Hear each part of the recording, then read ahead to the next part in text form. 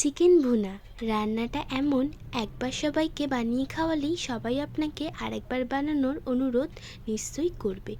তাহলে চলুন শুরু করি। প্রথমে একটি স্পেশাল মশলা বানিয়ে নিন। একটা প্যানে গোটা ধনে, গোলমরিচ, জায়ফল, জয়িত্রী, মৌরি, দারচিনি এবং শুকনো লঙ্কা প্রায় 1 মিনিট ভেজে নিয়ে বেটে নিন। আমি শিলে বেটেছি কারণ আমার মনে হয় শিলে বাটা যে কোনো মশলার স্বাদই আলাদা হয়। আপনি মিক্সিতে পেস্ট করে নিতে পারেন। এবার চিকেনটা ম্যারিনেট করে নেব। এর জন্য হলুদ, লঙ্কার গুঁড়ো, দই, আদা, রসুন, পেঁয়াজ বাটা, বানানো মশলা, বেরেস্তা এবং বেরেস্তার তেল পরিমাণ মতো দিয়ে ভালো করে মেখে নিন। তারপর অন্তত 30 মিনিট ঢেকে রেখে দিন। এরপর কড়াইতে তেজপাতা ও শুকনো লঙ্কা ফোড়ন দিন। কেটে রাখা পেঁয়াজ প্রায় 2 মিনিট ভেজে নিয়ে ম্যারিনেট করা চিকেনটা দিয়ে দিন।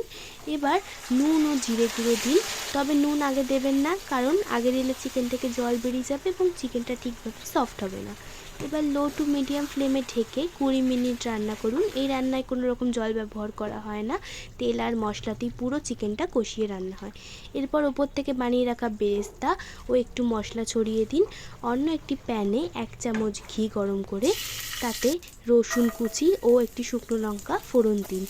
এই ফোড়নটা চিকেনের ওপর ঢেলে দিন। সবশেষে ওপর থেকে গোটা কাঁচা লঙ্কা ও ধনেপাতা ছড়িয়ে পরিবেশন করুন সুস্বাদু ঝাল ঝাল আর জিভে জড়ানো চিকেন ভুনা।